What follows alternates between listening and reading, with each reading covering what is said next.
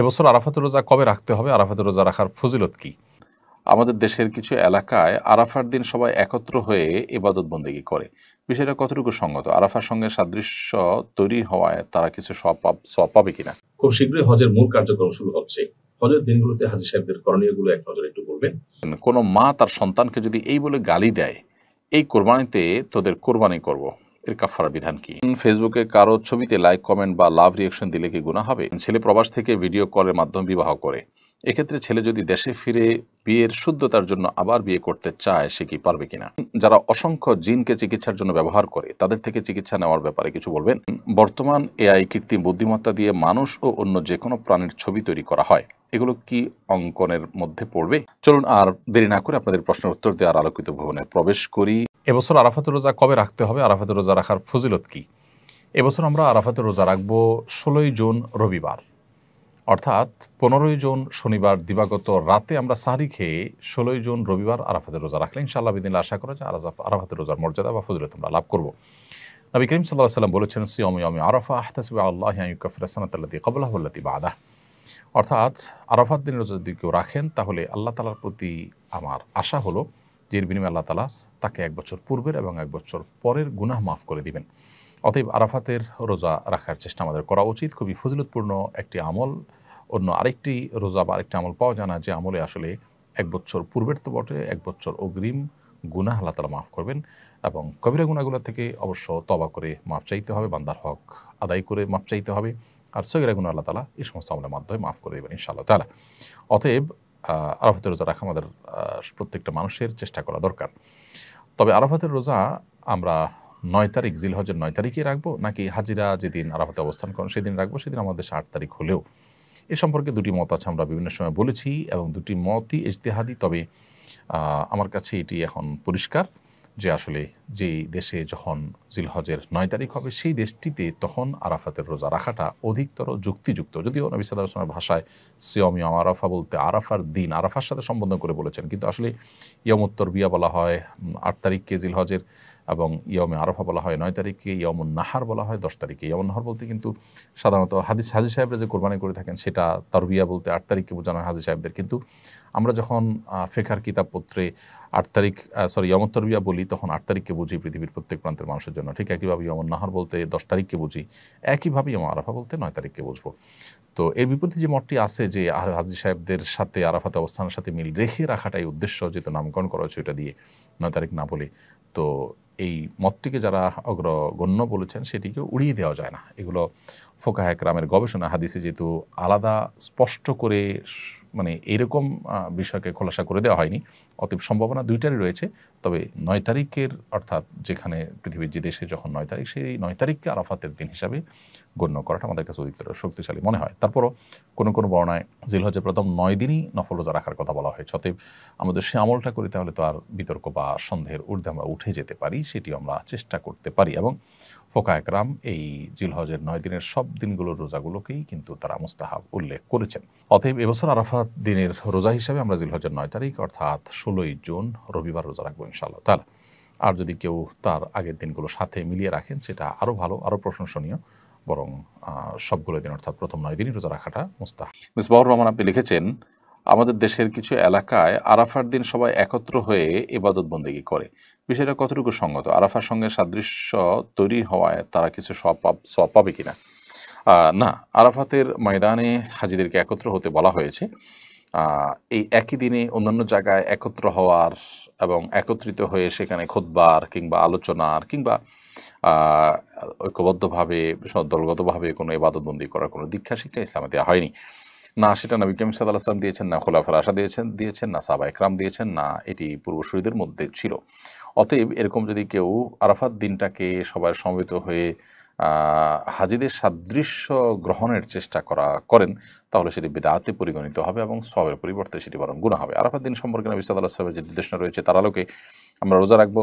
আরাফাত দিনের যে দোয়া, লা ইলাহা ইল্লাল্লাহু ওয়াহদাহু লা শারীকা লাহু লাহুল মুলকু ওয়া লাহুল হামদু ওয়া হুয়া আলা কুল্লি শাইইন কাদির, সেটা পাঠ করবে। এছাড়া আসলে আরাফার দিন উপলক্ষে আমাদের বিশেষ কোনো করণীয় নেই। আমরা যদি অন্য কোনো বিষয়কে জরুরি বা আবশ্যক বানিয়ে নিই, তাহলে সেক্ষেত্রে সেটা সওয়াবের পরিবর্তে কিন্তু গুনাহ হতে পারে। জাকিয়া জান্নাতি আপনি লিখেছেন, যারা অসংখ্য জিনকে চিকিৎসার জন্য ব্যবহার করে তাদের থেকে চিকিৎসা নেওয়ার ব্যাপারে কিছু বলবেন। জিনকে বশে রেখে বাধ্য করা এবং তাকে নির্দেশ দিয়ে বিভিন্ন কাজ হাসিল করা এটি নিষিদ্ধ, যেটাকে ইস্তেআনা বিল জিন বলা হয়ে থাকে। ইস্তেআনা বিল জিনের পরে হাদিসে এবং নবী করিম সাল্লাল্লাহু আলাইহি ওয়াসাল্লামের বহু বক্তব্যে পরিষ্কারভাবে নিষেধাজ্ঞার বিষয়টি আমরা জানতে পারি। বিধায় ইস্তেআনা বিল জিন কোনো অবস্থাতে করা যাবে না, একজন মুসলমান সেটি করবেন না। তবে এর বাইরে জিনদের থেকে জিনরা নেককার জিনদের কোনো তথ্য যদি আমাদেরকে দেন, সেটা যদি আমরা ভেরিফাই করতে পারি তাহলে সেটা আমাদের কাজে আসতে পারে। বাট তাদেরকে বশে এনে তাদেরকে বাধ্য করে তাদেরকে দিয়ে বিভিন্ন কাজ করানো সেটা কিন্তু জায়েজ নয়। বিশেষ করে ইস্তেআনা বিল জিন বলা হয় যেটাকে। সুলাইমান আলাইহিস সালামের যেটি ঘটনা রয়েছে যে তিনি জিনদের বশীভূত করতেন বা তার বশীভূত ছিল, তিনি মসজিদে আকসার জিনদের দিয়ে তৈরি করেছেন।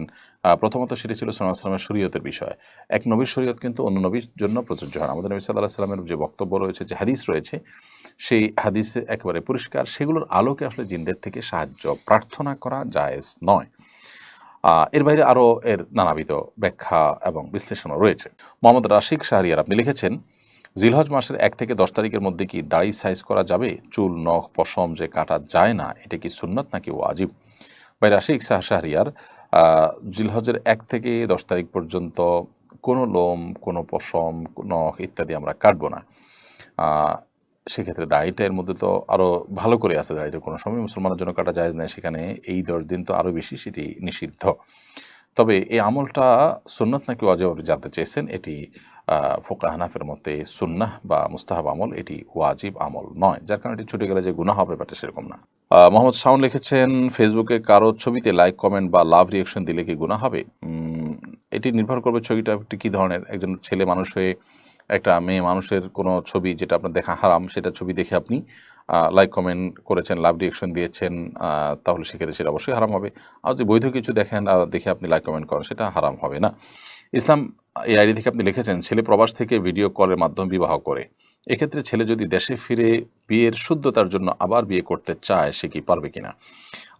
দেখুন, ভিডিও কলের মাধ্যমে বিবাহ করা এটা বিবাহের কোনো সঠিক পদ্ধতি নয়, বরং বিবাহের সঠিক পদ্ধতি হলো যে একজন প্রতিনিধি নিযুক্ত করবেন দেশে, যিনি তার পক্ষ থেকে প্রস্তাব করবেন, কিংবা প্রস্তাবে তিনি সম্মতি জ্ঞাপন করবেন এবং সাক্ষীদের উপস্থিতি সেখানে থাকবে। এটাই হলো শরঈ পদ্ধতিতে বিবাহের প্রকৃত নিয়ম।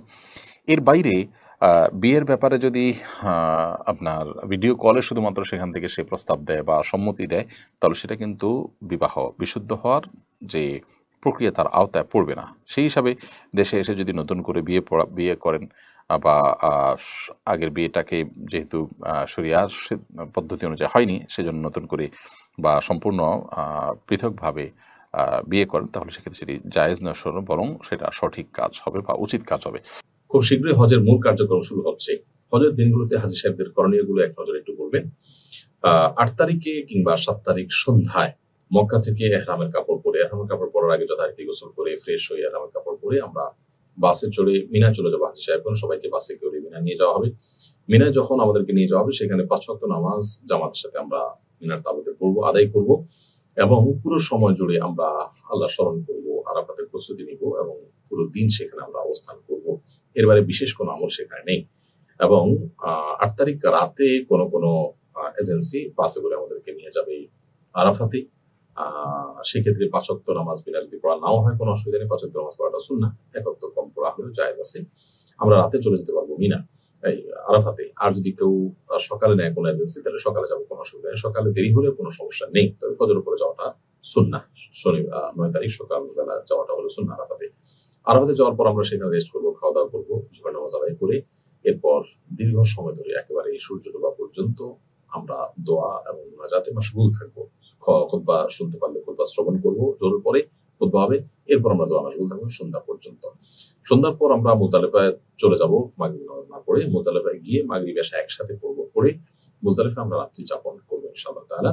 এবং মুজদালিফা রাত্রি যাপন করে ঈদের দিন সকালে অর্থাৎ 10 তারিখ ভোরে আমরা চলে যাব মিনার উদ্দেশ্যে। মিনা বলতে জামালাতের উদ্দেশ্যে। জামালাতে গিয়ে বড় জামালায় পাথর মেরে তারপর আমরা কোরবানি করব। কোরবানি করে মাথার চুল আমরা চাচতে পারবো, চাচবো। চাচার পর আমরা এহরামের কাপড় খুলে ফেলতে পারবো। এই পুরো সময় আমাদের তালবিয়া চলবে জামরাতে পাথর মারা আগ পর্যন্ত, লব্বাইক আল্লাহুম্মা লব্বাইক এটা চলতে থাকবে। সেই সাথে তাকবীরে তাশরিক 9 তারিখে সকাল থেকে চলতে থাকবে। আল্লাহু আকবার, আল্লাহু আকবার, লা ইলাহা ইল্লাল্লাহু আকবার, আল্লাহু আকবার, আলহামদুলিল্লাহ। এরপর আমরা হজের যে তওয়াফ আছে, মক্কায় এসে সেই তওয়াফ করব। আর শরীরে যদি ক্লান্তি অনুভব হয়, নিজেরা যদি হোটেলে বা অন্য কোথাও অবস্থান করি, আর এই তওয়াফটা একদিন বা দুদিন পরেও করি, কোনো অসুবিধা নেই। হজের তওয়াফ এটা ইহরামরত অবস্থায় করা জরুরি না। যদি আপনার কোরবানি হয়ে থাকে তাহলে ইহরামের কাপড় আপনি খুলে ফেলতে পারেন চুল চাচার পর।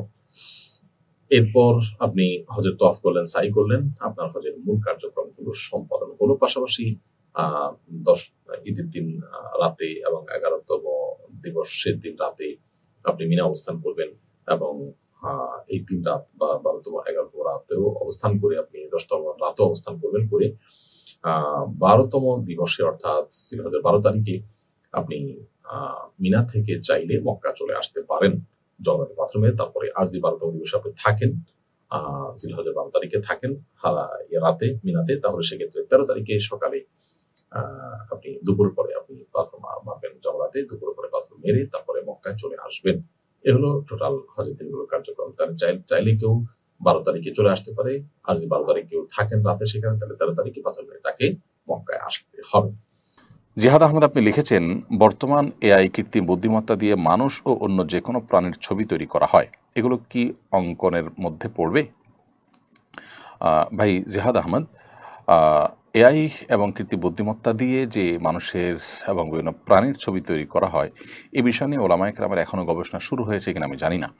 বিষয়টি যেহেতু উদ্ভূত, এর আগেও আমার কাছে এই প্রশ্ন এসছে, কিন্তু এই প্রশ্ন নিয়ে গবেষণা করার এবং অন্যান্য ওলামায়ে কেরামের মতামত এবং দৃষ্টিকোণগুলোকে পর্যালোচনা করবার সুযোগ আমার হয়নি। বিধায় এই প্রশ্নটি আমি এড়িয়ে যাচ্ছি। ইনশাআল্লাহ বিদিনিল্লাহ এই বিষয়ে আমরা আরেকটু গবেষণা করে ইনশাআল্লাহ আপনাদেরকে জানাবো। তবে এটি তো ঠিক যে আল্লাহ রাব্বুল আলামিন মানুষের সৃষ্টিকর্তা, কোনো প্রাণীর আকৃতিকেও কৃত্রিমভাবে তৈরি করলে, কোনো মানুষ কোনো প্রাণীর সাথে অবয়ব মিল রেখে তৈরি করলে সেটি হারাম এবং নিষিদ্ধ। এবং এটি কেন নিষিদ্ধ, আমরা আজকাল সব কিছুতে লজিক খুঁজে বেড়াই। সাধারণত এই ধরনের প্রাণী, বিশেষ করে ভাস্কর্য, মূর্তি, প্রতিমা, এগুলোর উপরে শয়তান ভর করে। এটি কোরআন হাদিসের কোনো মানে সরাসরি দেওয়া বক্তব্য নয়, বরং এগুলো বিভিন্ন গবেষণা দ্বারায় প্রমাণিত বিষয় এবং অনেকের গবেষণা মাত্র। কেউ চাইলে সেটাকে অবিশ্বাসও করতে পারেন, কিন্তু এটুকু নিশ্চিত করে আমরা বলতে পারি যে কোরআন এবং হাদিস যেটি নিষিদ্ধ করা হয়েছে, সেটিতে মানব জাতির জন্য, মুসলমানদের জন্য অকল্যাণ নিশ্চিতভাবে নিহিত আছে। সো আমরা এগুলো থেকে, সন্দেহপূর্ণ বিষয় থেকে যথাসম্ভব দূরে থাকা